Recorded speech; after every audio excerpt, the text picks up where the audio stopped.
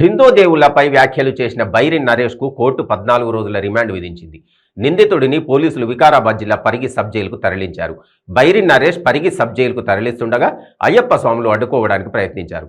పోలీసులు వారిని అడ్డుకున్నారు. నరేష్తో పాటు ముగ్గురిని పరిగి సబ్ జైలుకు తరలించారు.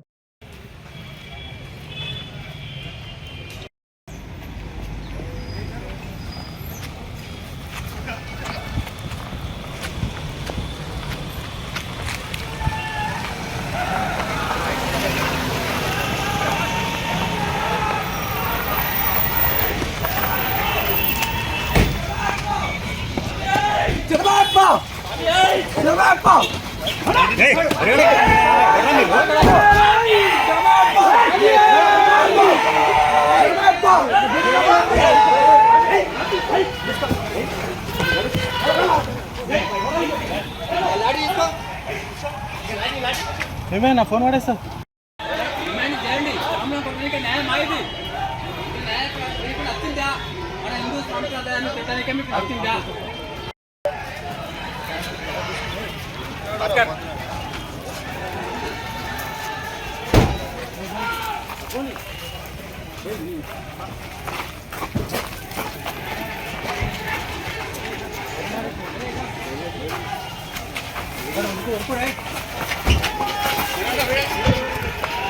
నా ఇడా